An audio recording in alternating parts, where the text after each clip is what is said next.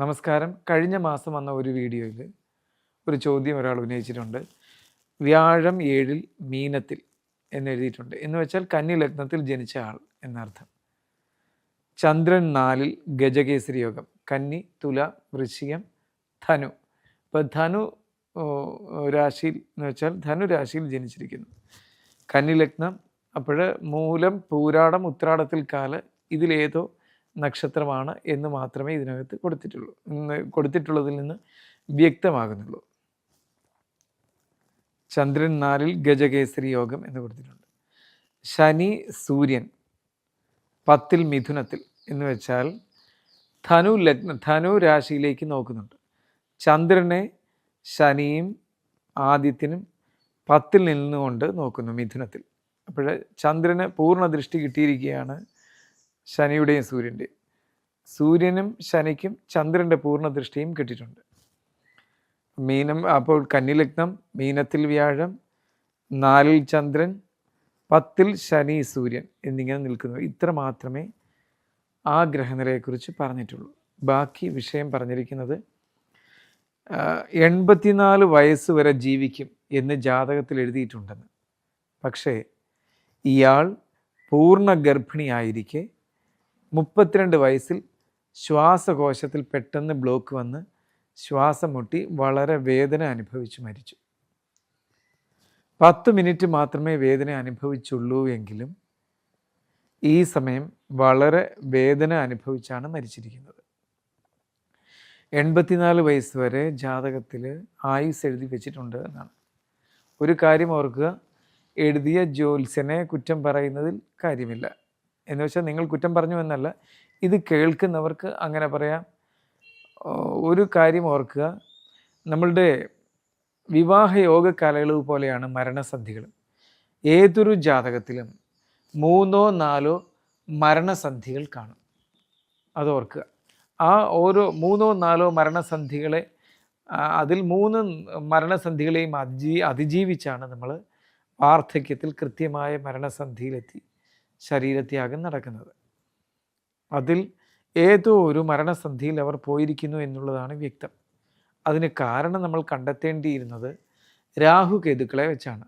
ഏതൊരു ഗ്രഹനിലയിൽ നമ്മളുടെ ജീവിതത്തിലെ ആത്യന്തികമായ വിഷയങ്ങളെ ശൂന്യാകാശത്തിൽ ഗ്രഹങ്ങളുടെ ഭ്രമണപഥത്തിലുള്ള ഈ ജംഗ്ഷൻസാണ് രാഹുകേതുക്കൾ എന്നറിയപ്പെടുന്നത്. അവിടെയുള്ള എനർജി ലെവൽസ് നമ്മളുടെ ശരീരത്തേക്ക് ഉണ്ടാക്കുന്ന സ്വാധീനത്തെക്കുറിച്ചാണ് അവിടെ വ്യക്തമാക്കിയിരിക്കുന്നത്. രാഹുവും കേതുവും എങ്ങനെയാണ് നിങ്ങളുടെ ജീവിതത്തിൽ ഈ മരിച്ചയാളുടെ ജീവിതത്തിൽ സ്വാധീനിച്ചിരുന്നത് എന്നുള്ളത് ആണ് അറിയേണ്ടത്. ഇതിനകത്ത് അതിനെക്കുറിച്ച് പറഞ്ഞിട്ടില്ല. രാഹുവും കേതുവും എവിടെ നിന്ന് നോക്കിയിരുന്നു, എങ്ങനെയൊക്കെ നോക്കിയിരുന്നു. രാഹുവിൻ്റെ ഏതെങ്കിലും സ്പർശമുള്ള അപഹാരത്തിലോ ഛിദ്രാപഹാരത്തിലോ ആണ് സൂക്ഷ്മമായിട്ട് ആ വ്യക്തിക്ക് മരണം സംഭവിച്ചിരിക്കുന്നത്. അല്ലെങ്കിൽ രാഹുവിൻ്റെയോ കേതുവിൻ്റെയോ ഏതെങ്കിലും തരത്തിലുള്ള ബന്ധം കടന്നുകൂടിയിരിക്കുന്ന സമയത്താണ് വരുന്നത്. രാഹു കേതുക്കളുടെ ബന്ധം നേരിട്ട് കാണിക്കാൻ ഒക്കുന്നില്ലെങ്കിൽ അത് കേതുവിൻ്റെ ചൊവ്വയുടെ സാമീപ്യവും കൂടി ഉണ്ടായി കാണാം എന്നുള്ളത് വളരെ പ്രഥമഗണനീയമാണ്. രാഹുവും കേതുവും ഏതെങ്കിലും തരത്തിൽ, രാഹുവോ കേതുവോ അല്ലെങ്കിൽ അതിൻ്റെ കൂടെ ചൊവ്വയോ ഏതെങ്കിലും തരത്തിൽ ബന്ധപ്പെട്ടിരിക്കുന്ന ഒരു കാലയളവിലായിരിക്കും ഈ സ്ത്രീ മരിച്ചിരിക്കുന്നത് എന്നുള്ളത് വ്യക്തമാണ്. ഗർഭാവസ്ഥയിൽ മരിക്കണമെങ്കിൽ, അത് ശ്വാസം മുട്ടി മരിക്കണമെങ്കിൽ പൂർവ്വജന്മഫലത്തിലേക്ക് പോകേണ്ടി വരും.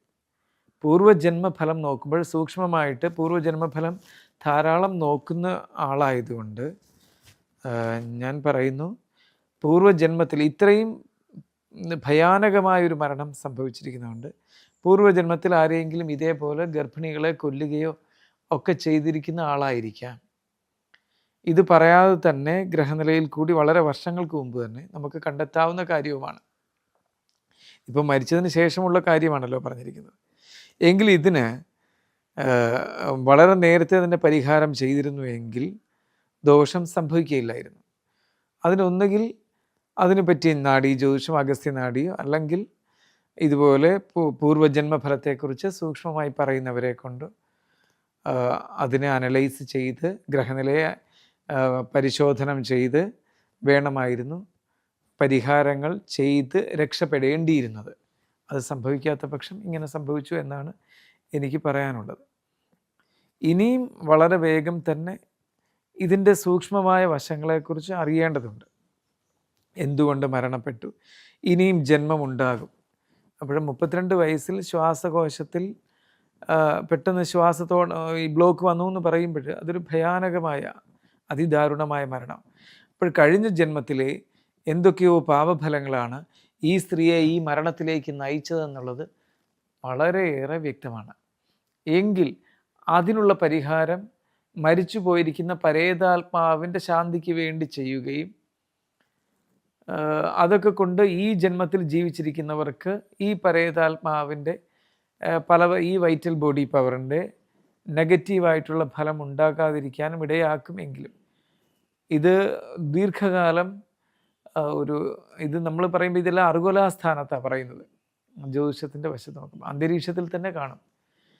വളരെയേറെ നെഗറ്റീവ് എനർജി ഉണ്ടാക്കി വയ്ക്കുകയും ചെയ്യാം. അതിന് നമ്മൾ സാധാരണഗതിയിൽ ഇങ്ങനെ മരണപ്പെട്ടു എന്ന് പറഞ്ഞ് എന്തെങ്കിലും പൂജകൾ ചെയ്ത് ആവാഹിച്ചു അമ്പലത്തിൽ കൊണ്ടുപോയി ഇരുത്തി എന്നൊക്കെ പറഞ്ഞാലും അവയുടെ എല്ലാം സ്വാധീനവും സാന്നിധ്യവും എപ്പോഴും ഉണ്ടാകും. അവരുടെ അടുത്ത തലമുറകളിലുണ്ടാകും. ഇതിന് പണ്ട് ചെയ്യുന്നത് ആവാഹിച്ച് എവിടെയെങ്കിലും വീടുകളിൽ തന്നെ പണ്ട് കാലത്ത് കൂട്ടുകുടുംബ വ്യവസ്ഥയല്ലേ അന്ന്, അവിടെ എവിടെയെങ്കിലും ഇരുത്തിയതിന് ശേഷം അല്ലെങ്കിൽ ക്ഷേത്രത്തിൽ ചിലയിടത്ത് പീഠം കൊടുത്തൊക്കെ ഇരുത്തുമായിരുന്നു. ഇപ്പോൾ പിന്നെ അതുമില്ല. അങ്ങനെ ഇരുത്തിയതിന് ശേഷം വർഷത്തിലൊരിക്കൽ അവർക്ക് വേണ്ടുന്ന പരിഹാരങ്ങളെ പൂജയെ പ്രീതിപ്പെടുത്താൻ ചെയ്യാം. പിന്നെ ഇവയെ നമ്മൾ പ്രത്യേക സ്ഥാനം കൊടുത്തിരുത്തിയാൽ വീട്ടിലുള്ള ഇനിയുള്ള തലമുറകൾക്ക് എന്തെങ്കിലും അസുഖങ്ങൾ വരുമ്പോൾ അതിനെ സങ്കല്പിച്ച് വിളക്ക് കൊളുത്തുകയോ ഏതെങ്കിലും തരത്തിലുള്ള ഭക്ഷണം എന്നുവെച്ചാൽ ഹവീസ് സമർപ്പിക്കുക. ഹവീസ് എന്ന് പറയുന്ന ദേവന്മാർക്കാണെങ്കിൽ പോലും നമ്മൾ ആ സങ്കല്പത്തിൽ പിന്നീട് അങ്ങനെയായി മാറുകയാണ് ചെയ്യുന്നത്. അങ്ങനെയൊക്കെ ചെയ്തിട്ട് അതിനെ ഉപകരിപ്പിക്കുന്ന ഒരു സമ്പ്രദായമുണ്ട്. എൻ്റെ കുടുംബത്തിൽ തന്നെ അങ്ങനെ നൂറ്റാണ്ടുകൾക്ക് മുമ്പ് മരിച്ചു പോയിരിക്കുന്ന ഗർഭത്തോടെ മരിച്ച ഒരു സഹായിയായിരുന്ന സ്ത്രീയുടെ കഥയുണ്ട്. ആ കഥയെല്ലാം സംഭവിച്ച വെറും കഥയല്ല, സംഭവിച്ചതാണ്. ആ സ്ത്രീയെ ആവാഹിച്ചിരുത്തിയിട്ടുണ്ട് ഇവിടെ തന്നെ, എൻ്റെ വീട്ടിൽ തന്നെ ഉണ്ട്. ഈ പ്രദേശത്തുള്ളവരൊക്കെ അവർക്ക് എന്തെങ്കിലും ദുരിതങ്ങൾ വന്നു കഴിഞ്ഞാൽ വന്ന് വിളക്ക് കൊളുത്തുന്ന ഒരു സമ്പ്രദായം നൂറ്റാണ്ടുകളായിട്ട് തന്നെയുണ്ട്. ഇങ്ങനെയുള്ളവരുടെ പരേതാത്മാവ് ഏറ്റവും കുറഞ്ഞ പക്ഷം 350 വർഷമെങ്കിലും വളരെ സജീവമായിരിക്കാനാണ് സാധ്യത. അന്തരീക്ഷത്തിൽ പലതരത്തിലുള്ള ഗുണവും ദോഷവും ചെയ്തിരിക്കും. അതുകൊണ്ട് അടുത്ത ജന്മത്തിലേക്കുള്ള പുണ്യഫലങ്ങൾക്ക് വേണ്ടുന്ന കാര്യങ്ങളും കൂടെ ചെയ്യാൻ ബാധ്യസ്ഥരായിരിക്കും. ഇനിയും ഈ മരിച്ചു പോയിരിക്കുന്ന ആൾ ഇത്തരത്തിൽ മരണപ്പെട്ടതിനാൽ ആർക്കൊക്കെയാണ് ബാധയായി നിലകൊള്ളാൻ സാധ്യത എന്നുള്ളത് സൂക്ഷ്മമായി പരിശോധിക്കേണ്ടത്. ബാധയെന്ന് വെച്ചാൽ ഗുണവും ചെയ്യാം, ദോഷവും ചെയ്യാം.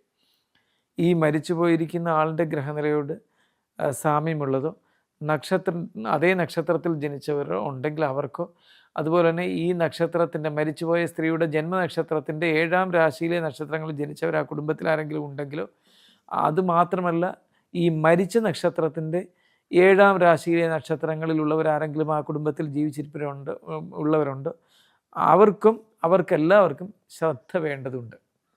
അതുകൊണ്ട് ആ വീട്ടിൽ ആരൊക്കെയാണുള്ളത് എന്നുള്ളത് വളരെ കൃത്യമായി ചിന്തിക്കേണ്ടതാണ്.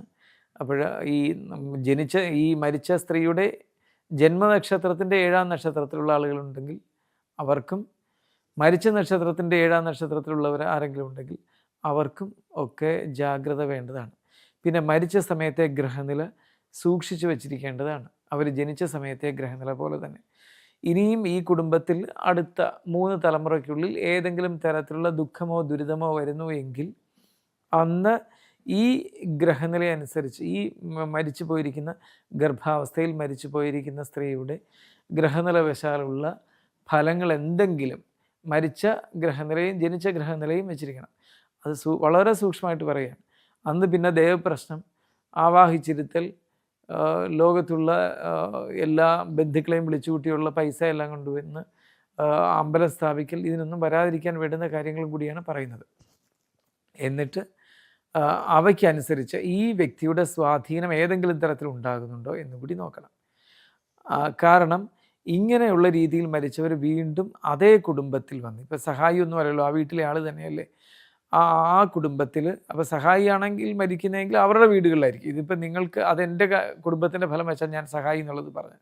ഇത് നിങ്ങളുടെ കുടുംബത്തിൽ തന്നെയുള്ളത് നിങ്ങളുടെ ഭാര്യ അല്ലെങ്കിൽ ആ വീട്ടിലെ സ്ത്രീ ആണെങ്കിൽ ആ സ്ത്രീയുമായി ബന്ധപ്പെട്ട് ആരൊക്കെ ഉണ്ടോ അവരുടെ 3 തലമുറയ്ക്കുള്ളിൽ മിക്കവാറും 3 4 തലമുറയ്ക്കുള്ളിൽ ജനിക്കാൻ സാധ്യതയുണ്ടോ എന്ന് നോക്കണം.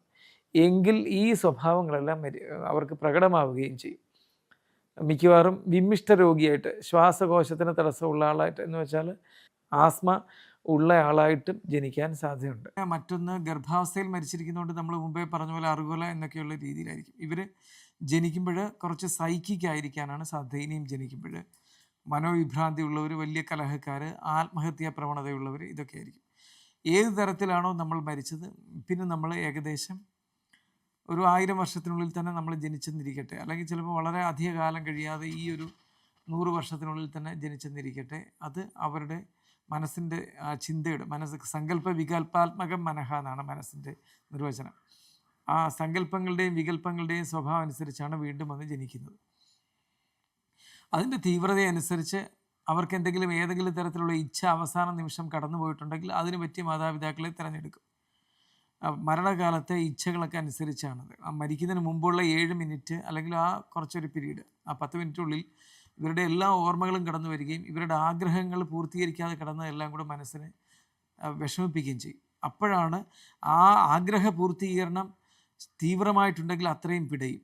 അപ്പോൾ മരിച്ചപ്പോൾ ഈ വ്യക്തി ഒരുപാട് കഷ്ടപ്പാട് 10 മിനിറ്റ് അനുഭവിച്ചു എന്ന് പറഞ്ഞെങ്കിൽ ഒരുപാട് ആഗ്രഹങ്ങൾ കിടക്കുന്നതിൽ അത് ഏതെങ്കിലും ഒന്ന് നടപ്പിലായിട്ട് ഞാൻ മരിക്കണേ എന്നുള്ള ശക്തമായ ആഗ്രഹം വന്നതുകൊണ്ടാണ് മരണവിപ്രാളം കൂടിയത്. മരണവിപ്രാളം കൂടുന്നത് രോഗാതുരത കൊണ്ടല്ല. കാരണം രോഗം അത്യധികം ഗ്രഹിച്ചു കഴിയുന്ന ഒരു വ്യക്തിക്ക് ശരീരത്തിൻ്റെ എല്ലാ തരത്തിലുള്ളയും പ്രജ്ഞ പോയി കഴിയും. അവർക്ക് പിന്നെ മരണം ശാന്തമായിരിക്കും. പിന്നെ എന്തുകൊണ്ടാണ് മരണവിപ്രാളം കൂടുന്നത്?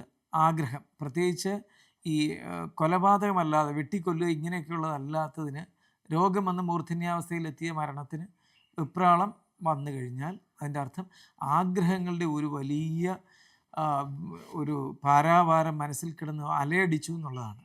അപ്പോഴവർക്ക് സമ്പൂർണ്ണമായിട്ട് അങ്ങേയറ്റവും ഒത്തിരി തീരാത്ത ആഗ്രഹങ്ങളുമായിട്ടാണ് മരിച്ചിരിക്കുന്നത്. അത് ആഗ്രഹം ഒന്നെങ്കിലും കാണണേ എന്നുള്ള ഒരു പ്രാർത്ഥനയോടുകൂടി മരിച്ചിരിക്കുകയാണ്. പക്ഷേ അത് നടപ്പിലാവാത്തതിനാലുള്ള വിപ്രാളമാണ് കാണിച്ചത്. അതുകൊണ്ട് തന്നെ ജന്മം ഉറപ്പായിട്ടുണ്ടാകും. ആവാഹിച്ചൊക്കെ ഇരുത്തിയാൽ പോലും അതിന് നമ്മൾ കൃത്യമായിട്ടുള്ള കാര്യങ്ങൾ ചെയ്യുമ്പോഴും അത് മോക്ഷമടഞ്ഞു ഇങ്ങനെയൊക്കെയുള്ള ചിന്തകളൊന്നും വേണ്ട. അത് മറ്റുള്ളവർക്ക് ശല്യമാകാത്ത രീതിയിൽ ആ വൈറ്റൽ ബോഡി പവർ മറ്റുള്ളവർക്ക് ദോഷം വരാത്ത രീതിയിൽ പൂജകൾ ചെയ്യുന്നു എന്ന് മാത്രമേ ഉള്ളൂ. അതാണ് അത്രയും ചെയ്യുന്നതിൻ്റെ അർത്ഥം. അതിനപ്പുറത്തേക്ക് വലിയ കാര്യങ്ങളൊന്നുമില്ല. അപ്പോൾ ഇനിയും ജനിക്കുമ്പോൾ അടുത്ത തലമുറയ്ക്കുള്ളിൽ അടുത്ത ഏതെങ്കിലും തലമുറയിൽ ജനിക്കാനിടയുണ്ടോ എന്ന് ആ മരിച്ചുപോയ ഗ്രഹനിലയും ജനിച്ച ഗ്രഹനിലയും വെച്ച് നോക്കുമ്പോൾ അറിയാനൊക്കെ. രണ്ടും കൂടി നോക്കണം. പ്രത്യേകിച്ച് മരിച്ച സമയത്തെ ഗ്രഹനില അനുസരിച്ചാണ്. അപ്പോൾ അതിന് അനുസരിച്ച് നിങ്ങളുടെ കുടുംബത്തിൽ തന്നെ ആരെങ്കിലും അതിന് പറ്റിയ തയ്യാറായി വരുന്നവരുണ്ടോ എന്നൊക്കെ ഉള്ളത് പോലെ ഇരിക്കും. അപ്പോഴെന്തായാലും ഇനി ആ കുടുംബത്തിലാണോ ജനിക്കാൻ സാധ്യത, മറ്റുള്ള കുടുംബത്തിൽ മറ്റെവിടെയെങ്കിലും ആയിരിക്കുമോ എന്നൊക്കെ ഉള്ളത് നമുക്കറിയാം. ഇതൊക്കെ ഇതിൻ്റെ വളരെ സൂക്ഷ്മഗതിയിലുള്ള കാര്യങ്ങളാണ്. ഇതിലൊക്കെ ഉപരി ഇനി അവർ ജനിക്കുമോ ഇല്ലയോ എന്നുള്ളതിനേക്കാൾ ഉപരി ഈ കുടുംബത്തിലുള്ളവർക്ക് ഏതൊക്കെ തരത്തിൽ തടസ്സവും ഗുണവും ചെയ്യാം എന്നുണ്ട്.